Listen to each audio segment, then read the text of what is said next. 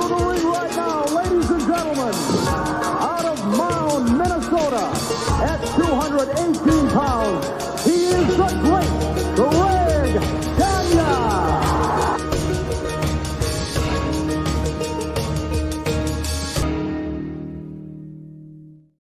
Hey, what's up, everybody? This is Dominic DeAngelo of OneTrueSportTV.com and FourHorsemenNetwork.com. And it's a Friday, and it's a special kind of Friday because it's at 4 p.m.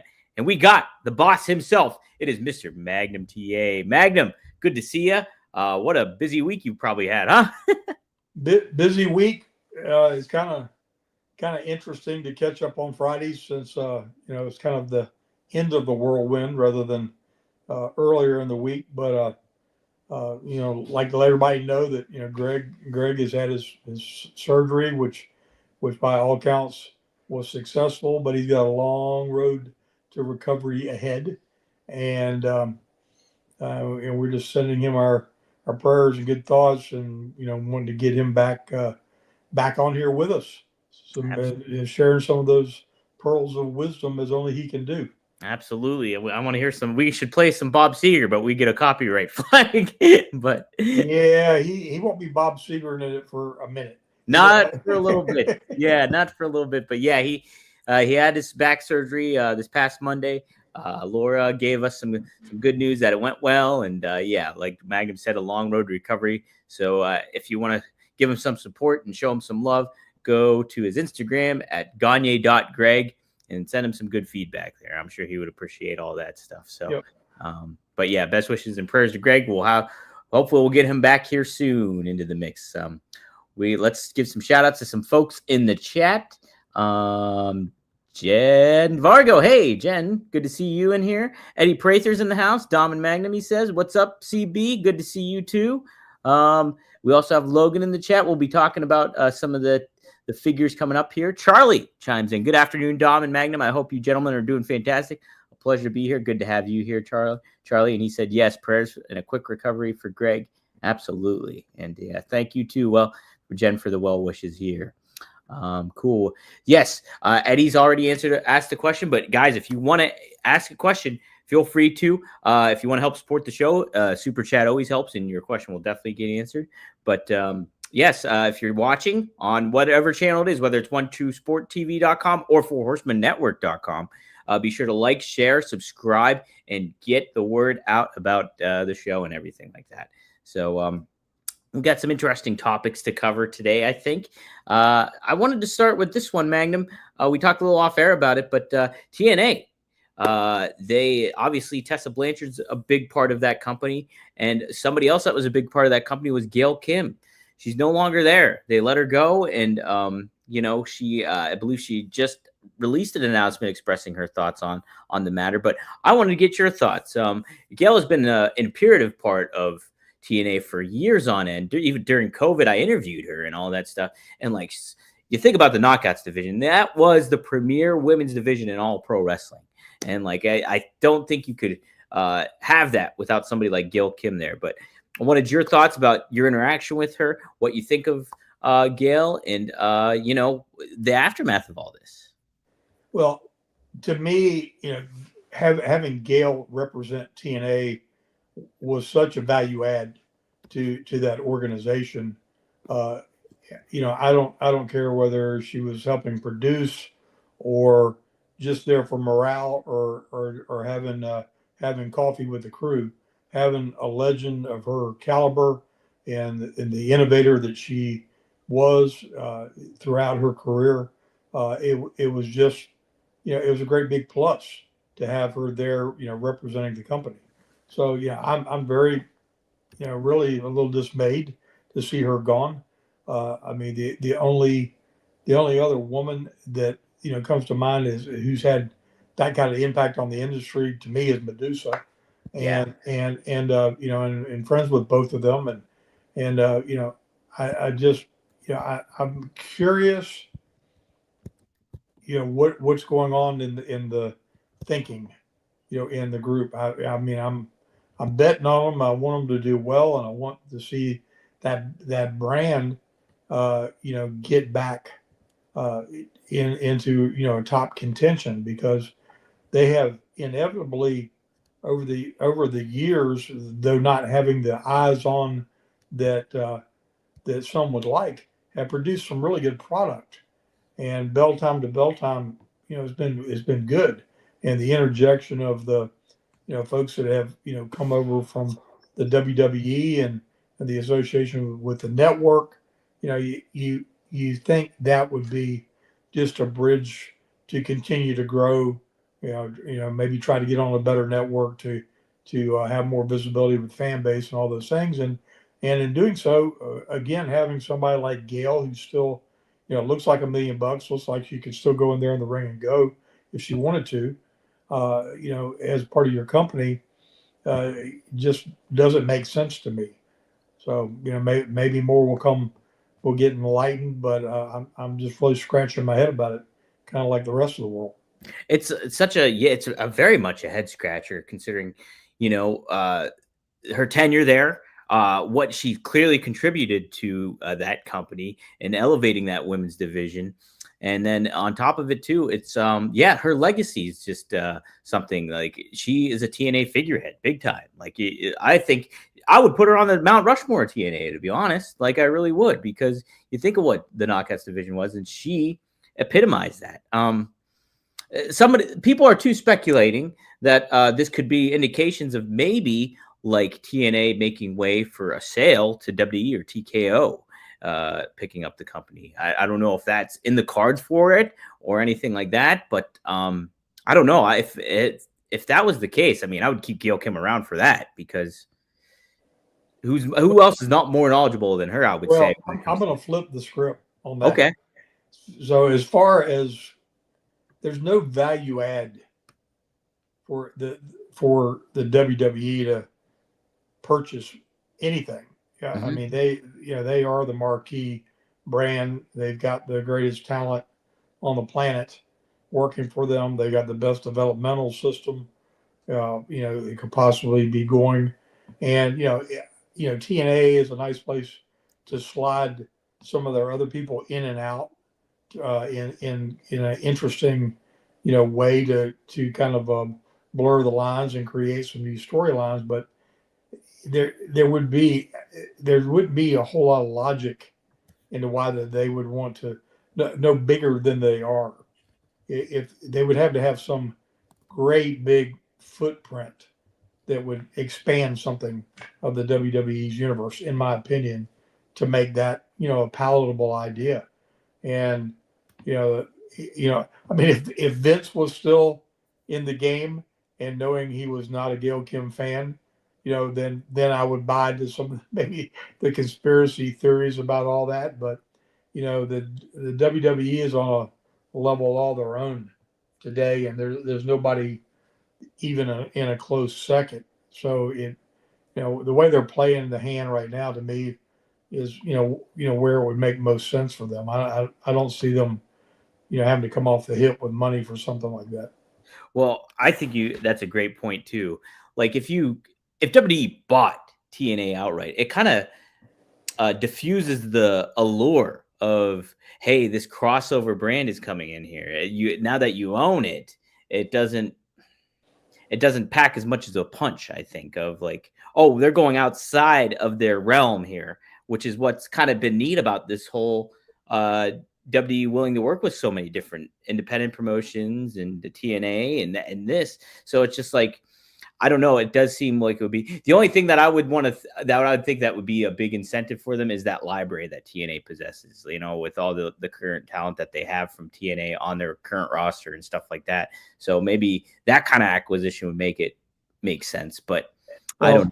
You don't have to acquire the company to do that. You can make a deal and because I'm sure they've got things planned for the Netflix brand that way beyond anything us mere mortals or can fathom, and they'd be silly if they didn't. I mean, that's just such a great platform. I mean, I've become so engulfed in these platforms and seeing programming that you don't see on regular television, like Reacher, for instance. Right. You know, and some of these series and things. So, you know, Netflix is huge future, you know, bonanza and all the things that they can create and do and whatnot. But you know, again, as good as the library is, and there's some great stuff on there. It's no greater than the WCW library or the Jim Crockett library or the Florida Championship Wrestling library. I mean, it's another EWA. library. Mm-hmm. You know, make it available. But you know, most people, you know, sitting down with their laptop, googling and going through, you know, going through their computer can watch nicks and pieces of whatever they want to go do. And though nostalgia is big, you know, we still want fresh things. I think you know they struggle more, you know, with fresh ideas today than trying to, you know, rehash, you know, things from the past. So It's true too. And the other thing too is like the DVD era is kind of over. Like I was big into getting certain wrestling DVDs. Oh, I need to get Scott Hall's DVD. I need to get the Dusty Rhodes DVD collection. And I still kind of like having the physical hard copies of things, but in the grand scheme of it all, people are not really seeking that out as much as they used to. So it might limit the intrigue of something, making it that bigger of a property too. I think that's a fair argument. well, we're all spoiled. I mean, there was a time when that's the only way you could relive those memories. Yeah. And this thing here has changed the entire world. Yes. There's you know, and we have bigger versions of it. We have tablets and we have little things we can plug into our smart televisions to enable us to surf the net and see it on the big screen. And it's a different era. And you know, those things that were once intriguing because they were unobtainium almost. Now we're like, you know, you imagine it, you can find it, you can see it, you can say, well, you know, that was good, but maybe it wasn't quite as majestic as I remember it. It can happen. You know, well, no, and to that point, you know, so it really is. You know, Mick Foley told me one time that if you have one pinnacle something in your career that people can like remember over time and keep going back and revisiting, to have one of those is like, you know, a big deal because there's people that have had long 10, 20-year careers and never had, you know, some big thing that just kind of stood out. And you know, and even those big things, even Mick coming off the top of the cage or me trying to gouge Tully's eye out with the stick in the I Quit match, or you know, all those things that are still kind of those milestone things. They're still just a click of your phone, relive it. Okay, did that, you know, move on to the next thing, and you can do it, you know, just like that. Exactly, just like that too. No, it's a great point though that Mick makes. It's just like, yeah, people, wrestlers in their careers, you hope for like a certain thing that your memory you have a people memory. People keep memory for you, you know, they commemorate you for. And it's just like to get that, it seems like, yeah, it has to somewhat happen organically, obviously. And, you know, you need a promotion machine behind you in certain ways too, to also make it happen in a lot of ways. But, you know, those moments are really what can make some stars too at the same time, you know? 100%. Mm-hmm. Yep. Guys, if you have some questions, I'm already starring a few of them. We got some good ones cooking already from people, and I'm making sure to star them for the end of the show or once it fits in here. So if you guys got some questions, feel free to enter them. Use the super chat, help us out. Like I said, get to the front of the line, and yeah, help support the show. What else was I gonna? Oh yeah, just the aspect too of you think about it. Okay, Gail Kim is gone. And then we talked about him off air too. Scott D'Amore is gone. Two people that are really tied to TNA, really tied to that brand, and we're really passionate about that brand. So it is like a head scratcher. Man, what is going on? Like, why do they decide to make these kind of pivots and make this change when it seems like the course that they were on seemed like the right path? And, you know, you kind of hope for the best, but it is like, you know, Scott D'Amore has moved on to do his Maple Leaf Wrestling again, revitalize that. So that's pretty neat to see. But, you know, you just want to see those creative minds be put in the right positions in the mainstream aspect of pro wrestling too at the same time. So Yep. makes it tough. All right. Let's take a couple questions here real quick. We'll start with this is a good one from Matt Karcher, who's been very proactive. He says, Magnum, who is the biggest guy you've ever wrestled? I know you fought Kamala and I think Bundy. Any other super heavyweights that you battled? I think Bundy was probably the heaviest. Yeah. Yeah, I think.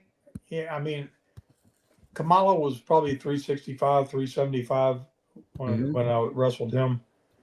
Bundy was different bills. I mean, Kamala was very agile to be that big and not look like, athletic or whatever. I mean, you saw him, he could jump up and touch his feet with his hands and I mean, he was very explosive. And Bundy was built like a refrigerator.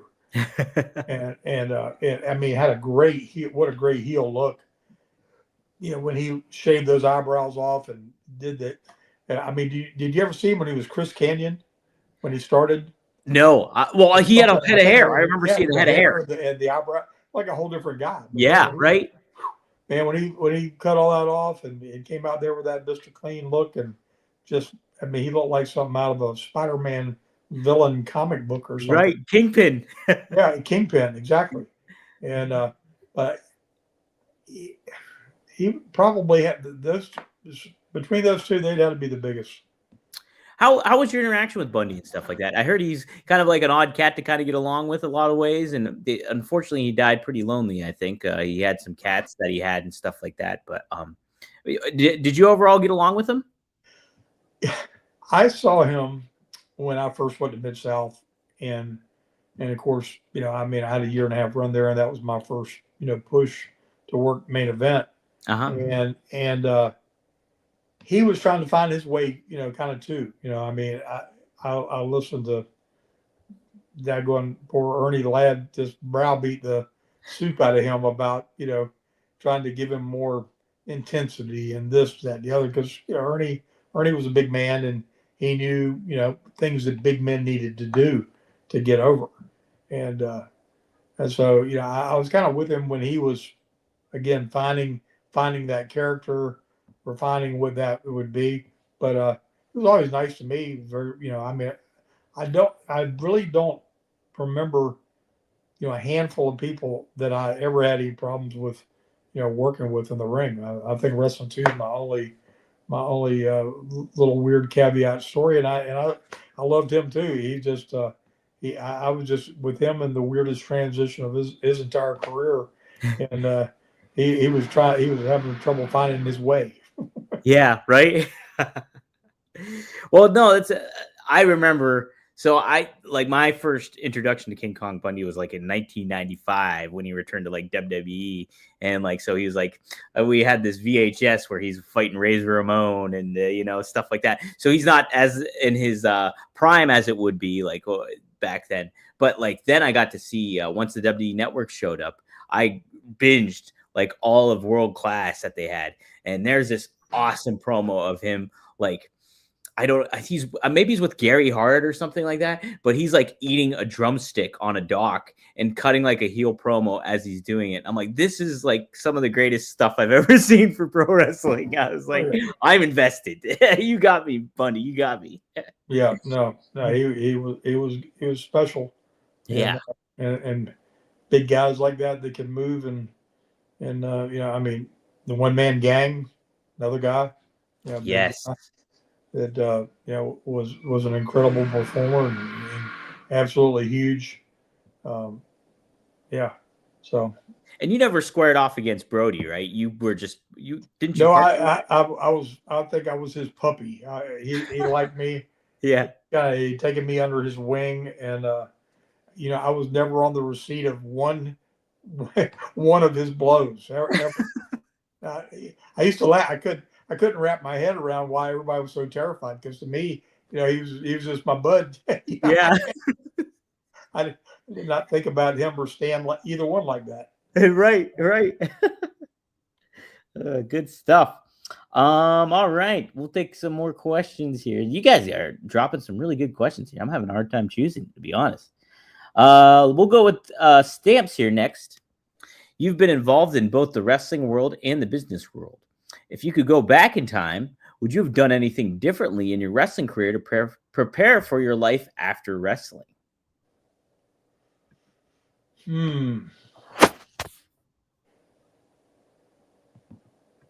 That's a great, I'm, looking back in hindsight, Mm-hmm. it's kind of, it's a two-edged question because, had I been able to have a long, lengthy career, a 10 or 15 or 20-year run, you know, putting money into things that could have invested over time would have been much more a focus for me. Sure. I was on the cusp of the money going linear.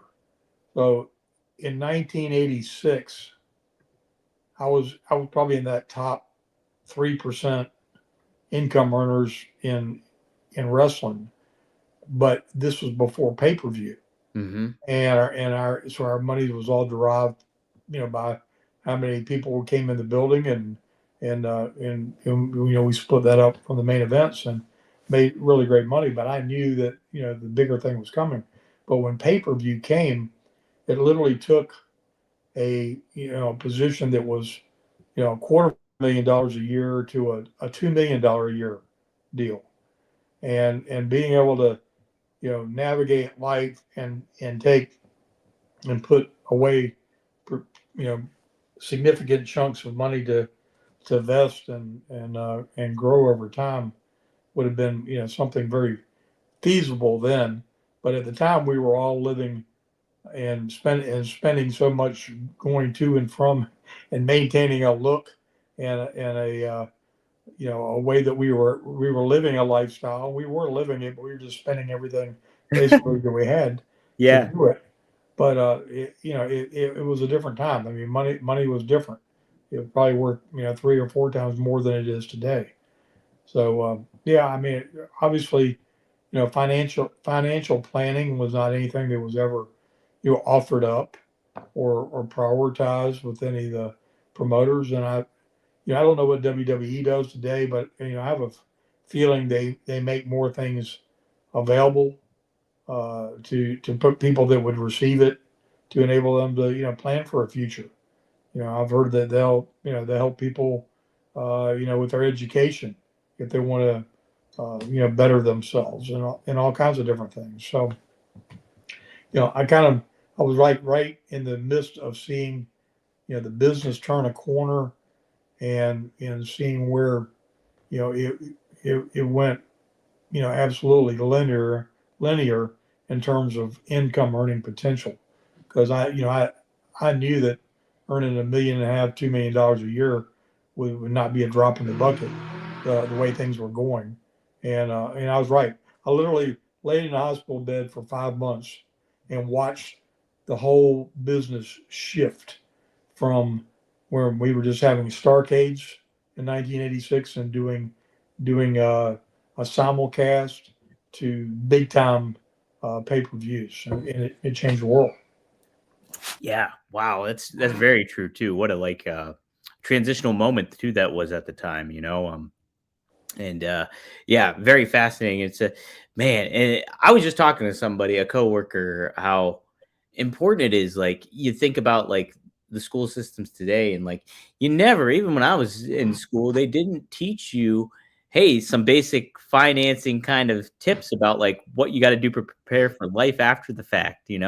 Where all that stuff should really be instilled into people of budgeting or doing just different things and making sure that you're covering your bases to start things off and to create yourself a little foundation once you get out in the real world. Because I mean, as we all know, high school is very different from where you're at in the real world. Same with college. So it's very much stuff to think about, and pro wrestling too. Stamps had a follow up with that too. He actually added, "What skills do you think are most transferable from wrestling to other professions?"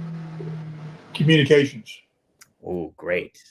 100%. Being able to address people, convey a thought, direct a message, leadership values, discipline, hard work ethic, things that have to be instilled in you by the work that you've done. And the guys, particularly ones that came from amateur athletics, football, wrestling, where they're disciplined and focused, their entire lives prior to getting in wrestling, had building blocks.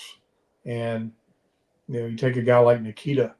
Nikita, was a all-in football player with tunnel vision to go into the NFL, and suffered an injury that it caused him to not be able to be as 100% with his speed and his legs as he was before that injury, and he pivoted and went into wrestling. But again, all that hard work and things that he did to prepare to be the best he could be in that transitioned into him being successful in wrestling, has enabled him to be focused and purpose driven in everything he's done in his later life, ministry, business, everything that he's done.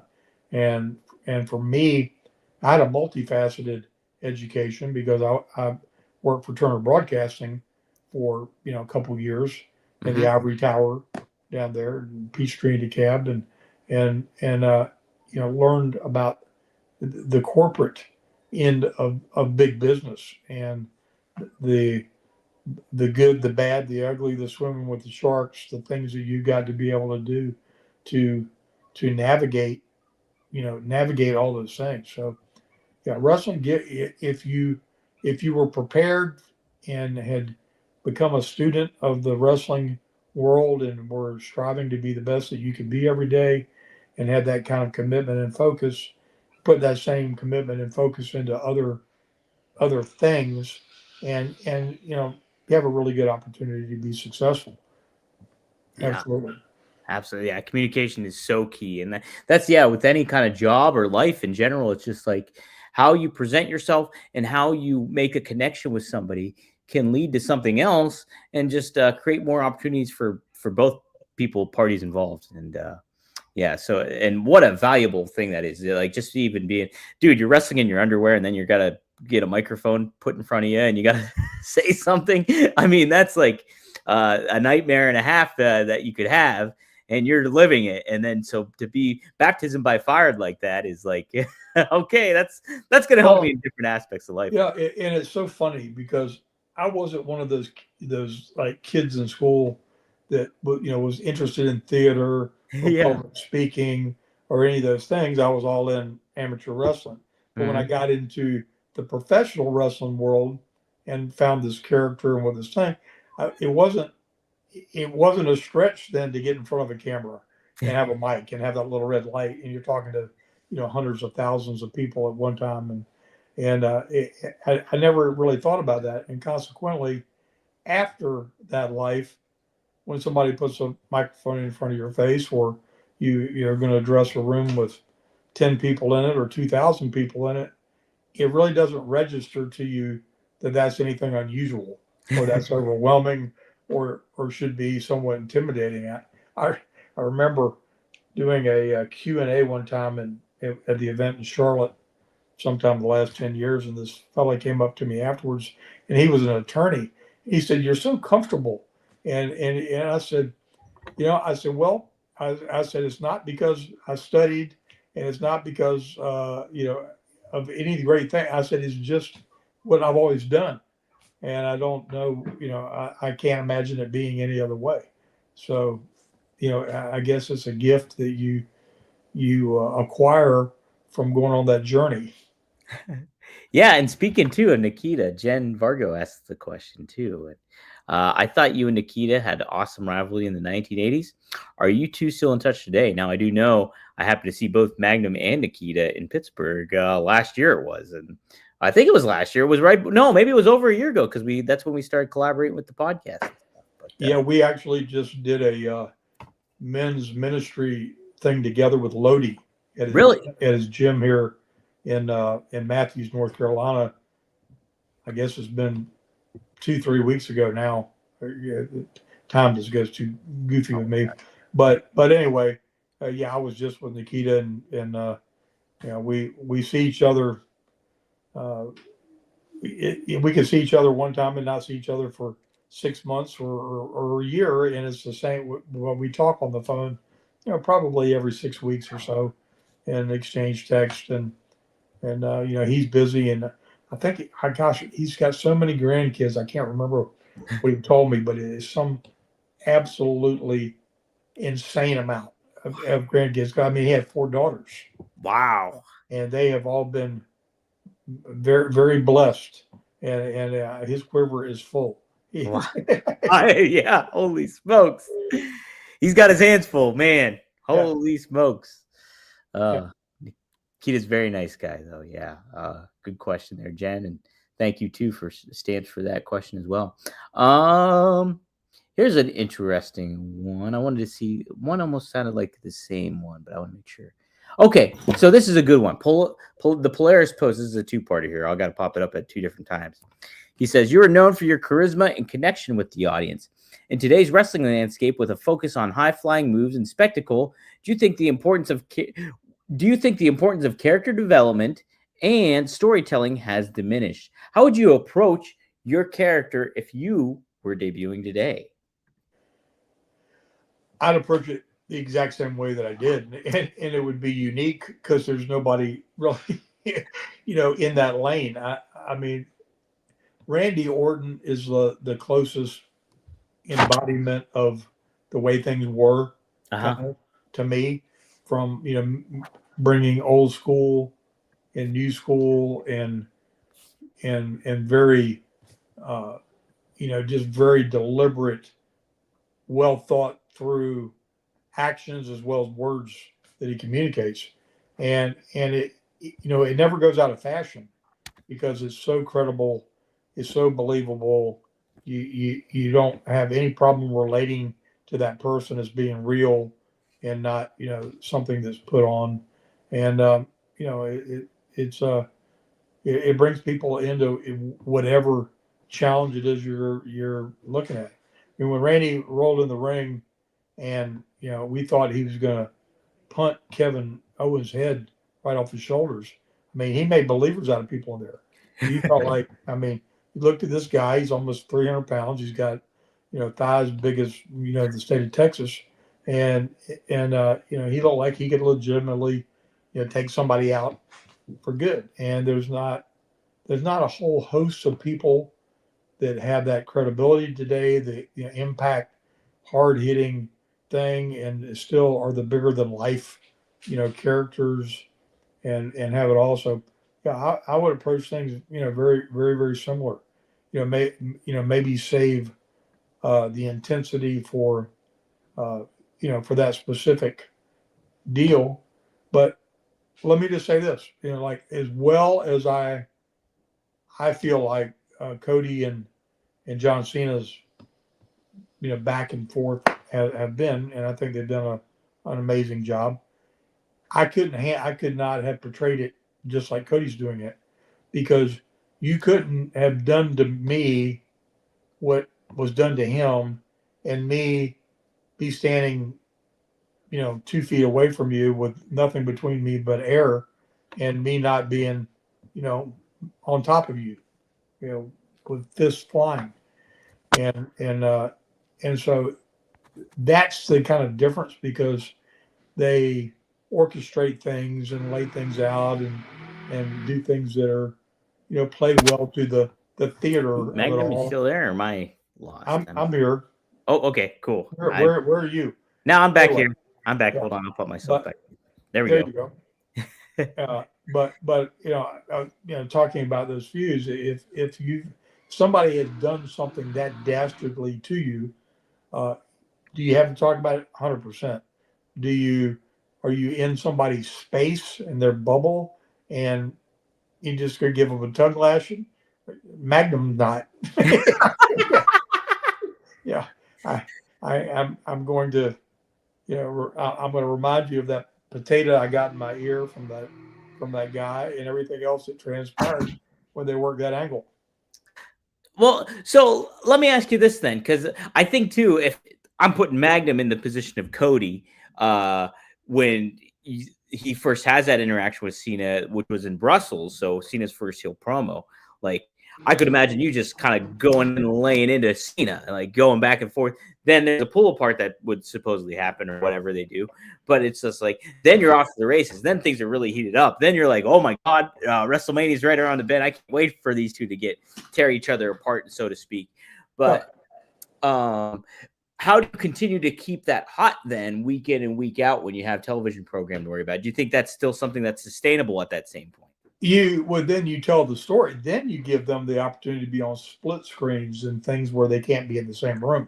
Yeah. You can't, and even, I look back on, certain elements of things and we did similar type things, but we had space. We tried to keep some space. Like we'd have somebody that would be up, way up with the announcers talking, and we might be on the other side of the arena in the ring, and might have a jousting match going on to some degree. But even at that point, at some point in time, it's got to be like it'd be if it's a shoot. I mean, if you're that ticked off at somebody, then there's going to be repercussions, and they're going to be quick. Yeah, like I'm thinking too, like you think of all the awful things that The Rock, Cena, and Travis Scott did to Cody in that ring, and I'm like, damn, like you want to get a little bit of retribution. Now I think Cody does a great job, like as well spoken as he is, and kind of like keeping that cool demeanor about him. But to your point, like, does it fit your character? Does it fit who you are? And does it keep that story progressing a little bit at the same time? Mm-hmm. So, mm-hmm. You're froze up on my screen. I don't know if you can you still hear me though? I can hear you. You're just froze. Okay, as long as you can hear me, I don't care if I'm frozen or not. Okay. Hopefully, I'll kick back on. I don't know. My internet looks like it's still be on. But we'll see. We'll see how it goes. Let's continue getting some questions in here. There's some good ones. How about this one? I know. Now he is a video viewing machine when Jim Cornette's name gets popped up. So why not? We'll read this one.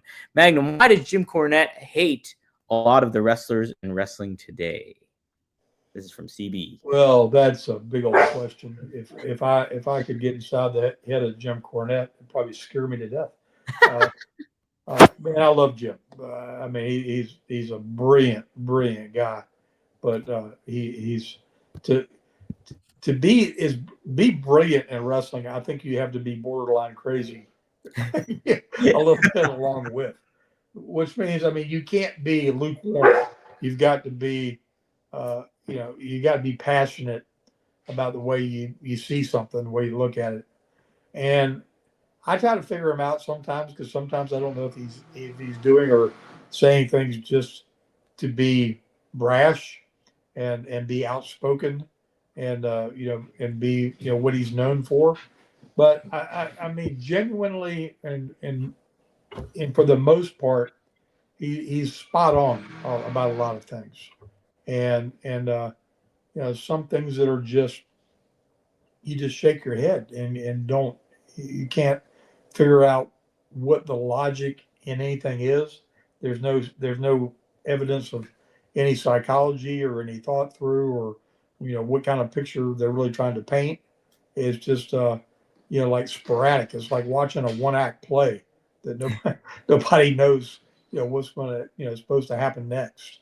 So I think he's I think he puts out a lot of content, and if you put out a lot of content, you're going to be able to cover a lot of things, and it's probably a good thing that I don't talk more than once a week. Well, I tell you what, Cornette, he's got 2 shows I did as a week, and each are like at least 3 hours, it seems. So he's got plenty of a podium to talk about. And, I'm with you. I agree with him on so many points when it comes to wrestling. Now, how sometimes that gets packaged, or sometimes his thoughts on certain aspects of it, like a little bit, or what he says, I'm like, holy smokes, Jim, that's a little much. But overall. Well, let me ask you a question. Has he commented on the nail in the board gimmick with? Oh, yes, he has. Now, I have not listened or heard the clip, but I definitely saw the YouTube thumbnail. And then I heard, I think it was feedback from a couple of my buddies in a group chat that was like, Jim Cornette clearly did not like the spike spot. So, well, I tell you that God's honest truth. It makes me feel like there's somebody that's missing a chip somewhere, and I wouldn't let my kids the things that could lead to, and in today's society and all the crazy things that happen in this world, that was about the most irresponsible use of a platform I've ever seen. listen, Magnum, I'm 100% with you. And like RVD and I talked about this too on his show. He brought it up and he was like, yeah, he's like, that is not my type of wrestling. He was like, and that's not how I was trained to do things like that. And like he then like he got this feedback. And like I just posted the clip online. He got this feedback about like, well, you're an ECW, and then people would be sharing all these stuff about like flaming table spots, barbed wire, things like that. And then Rob was like, yeah, I wasn't a part of that stuff. I didn't do that kind of thing. And like a lot of the times I would have an RVD match, and he was like, but there'd be the aspects where, I'm not going through a flaming table. I'm not taking like, thumbtacks to the back. I'm not doing anything to that effect. And he even told me too that was only asked to be ever bladed. He only was requested to be bladed like twice in his, I think, never in his ECW career, but after the fact. So it's like anytime he got blood, it was because it was hardware. It worked hard way. And that just happened. So it's just like across the, I thought it was awful. Like, I love Moxley as a personality. I like his promos. I think he's great at it. I think he's been an awesome ambassador for AEW and such an MVP for AEW. But at the same turn, this kind of deathmatch stuff and constantly wanting to bleed and just, it takes away from an element that intrigues me about pro wrestling. It does. And to be really transparent about it, ever since kayfabe was broke, all of that stuff just, to me, is just, it's just stupid. Yeah. It's like, when you were trying to convince people of this violence that we were depicting, and it was part of the craft, because I mean we're presenting something as a legitimate contest and a fight and a storytelling, live in the round and all the things that were happening. That's one thing. But now, we're telling everybody, okay, this nothing but entertainment. And oh, by the way, we had to go down and practice for 45 minutes to show you this little 7-minute thing that we're doing.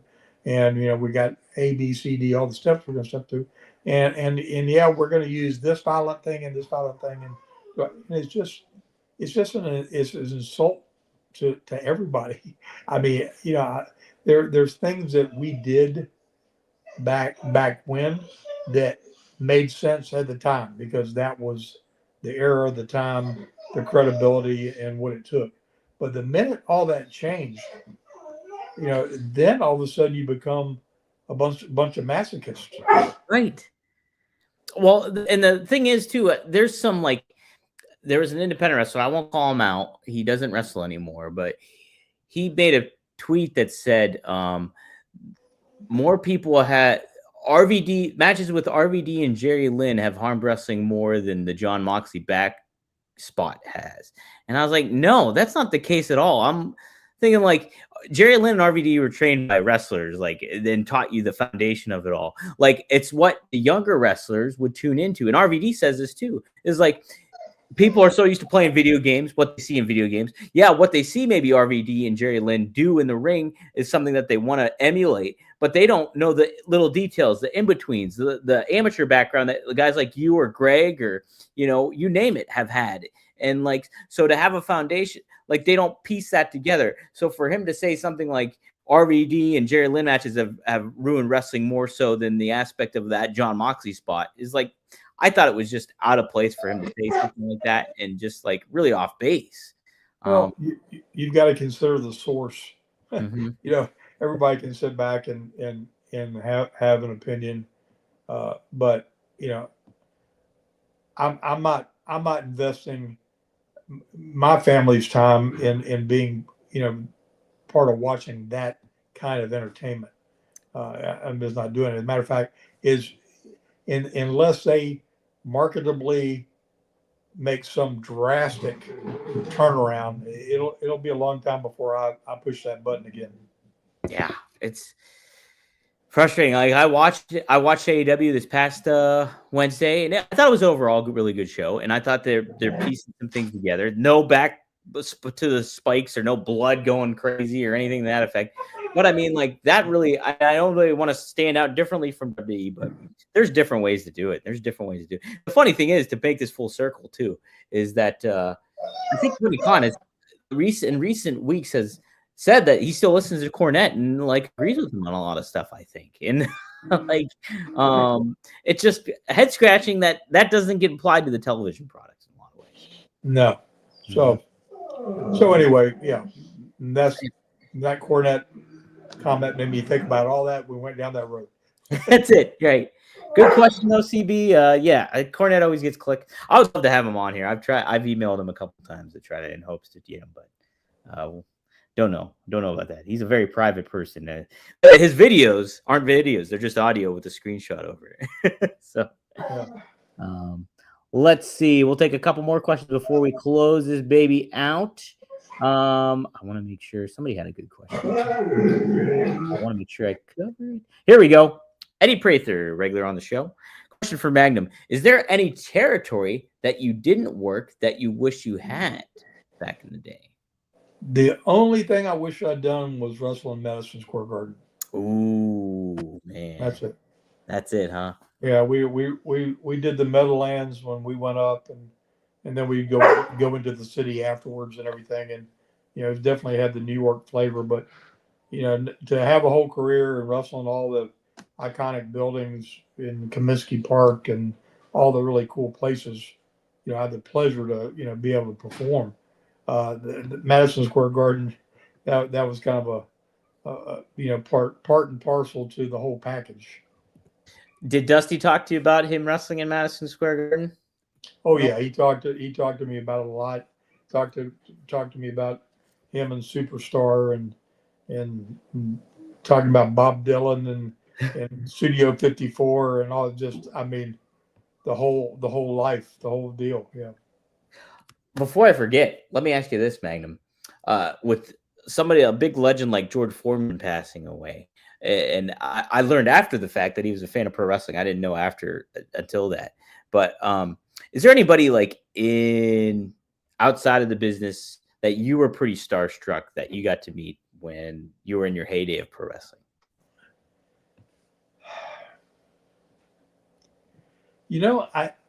I've never been one of those people that kind of you got starstruck because I kind of looked at everybody. I mean, I really appreciate entertainers, whether they're musicians or actors or whatever they are, but it was just all like a craft to me, and so I didn't ever really have that moment. I guess had I got to meet Clint Eastwood maybe back in the day, that would have been maybe one of those moments because he was one of my inspiring people back in my teens. But no, I didn't ever get that moment. Oh man, yeah. I mean, like I think of somebody like a Muhammad Ali. I think that's somebody I'd be like, whoa, about or something like that. And seeing wrestlers like out of place. Like I saw Undertaker.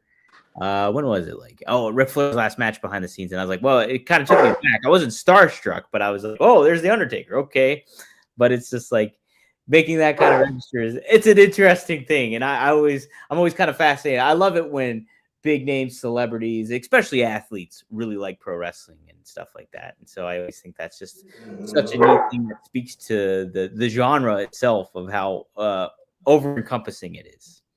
So pretty cool. Yeah. RIP to George Foreman, man. What an athlete. And I've got the grill right over there.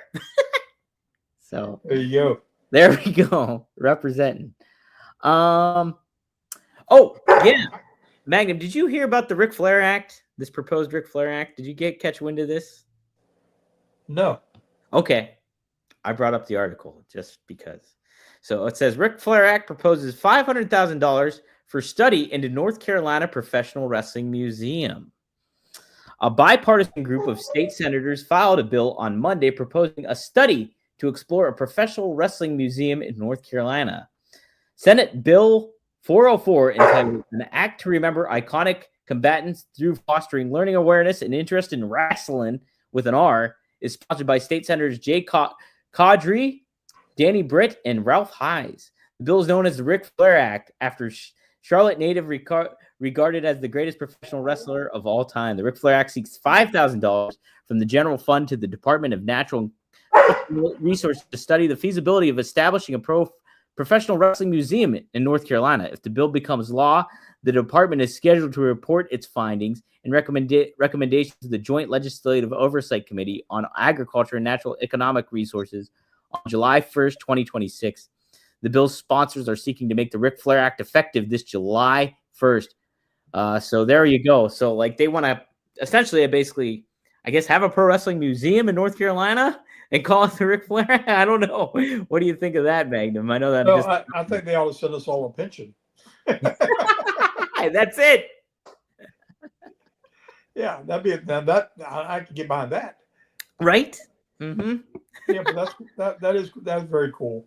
And they got the NASCAR Hall of Fame here in Charlotte, so to put a brick and mortar building together that was with that kind of financial backing and whatnot, that would be very cool. That would be awesome. That'd be really awesome. I love I want to go. I really want to go to Waterloo this summer or something like that to check out the Dan Gable Museum that you and Greg are a part of. That is a remarkable place. Yeah, I've been there twice, and you owe it to yourself to experience that at least once. I'm envious. Marcus got to go last year, my brother Marcus, and so I want to check it out and experience all that. So hopefully this year I can do that.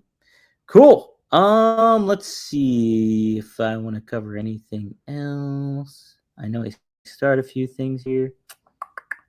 Oh, okay. You clearly know this question, and I looked up a little bit, but Charlie asked question, Magnum, I know you held the U.S. title multiple times in Jim Crockett. Did you hold any other championship with JCP? Thank you, gentlemen, in advance. Did you do something? I saw a cage match that you did something early in your career with NWA, but I don't know if that ties into it. No, not the only title I held at the Crockett organization was a U.S. title. I was the first one to have the new belt. I won the old silver belt from Wahoo, and then when they created the new gold and colorful one, I was the first one to hold that. Oh, okay.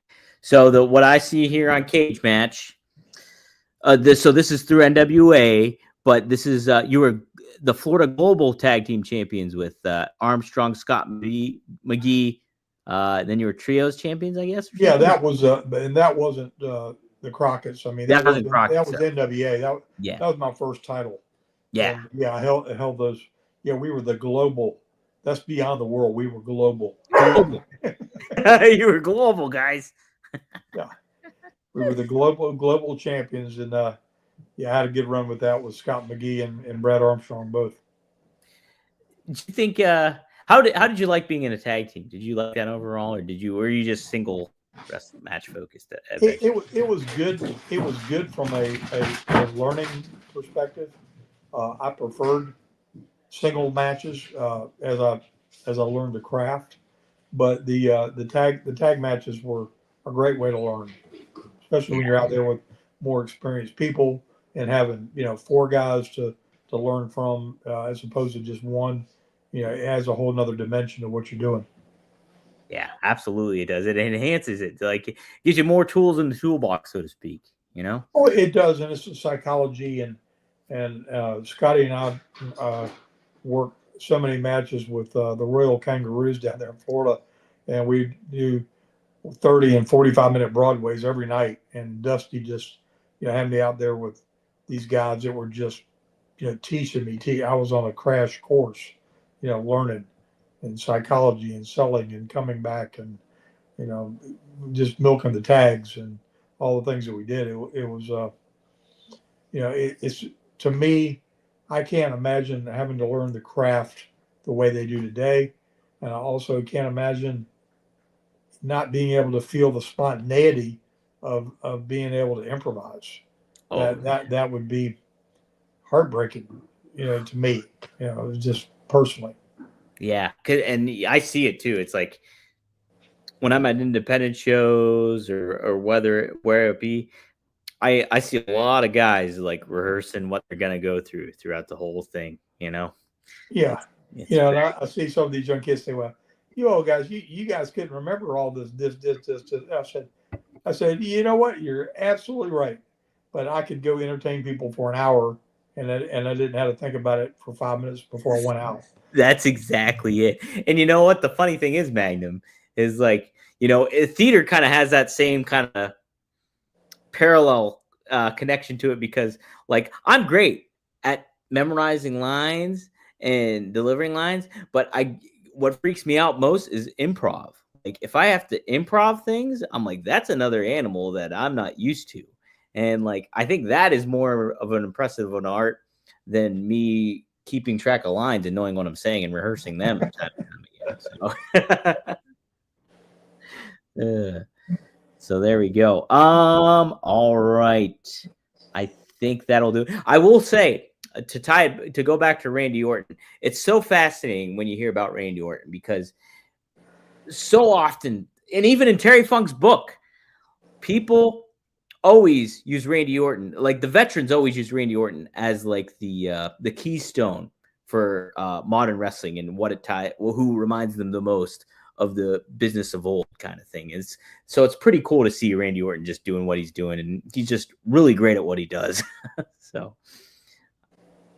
yes, yes, and yes. There's no. I mean, when you go back, you had to go back to guys like JBL, and I mean, just nobody can just wrap their head around what it was like living in the land of the giants when everybody was, when you're 6'2" and 240 and you look like you're a little guy to everybody that watches you perform because you're out there with guys that are 6'6", 6'8", 6'9", and 300 pounds. They don't realize what that was all like. And in today's world, because the guys are, completely different frame, stature, everything, and they're doing all these things. But when you see them in person, it doesn't have that same impact, as it does of seeing a Roman Reigns or a Drew McIntyre or a Randy Orton, and people that are bigger than life and have an aura about them to go with all that. That's what that's what made the biz so crazy. I mean, have these guys today, as talented as they might be, could put on a sweatshirt and a ball hat and walk through, a crowded mall and never turn a head because they look like everybody else. Absolutely.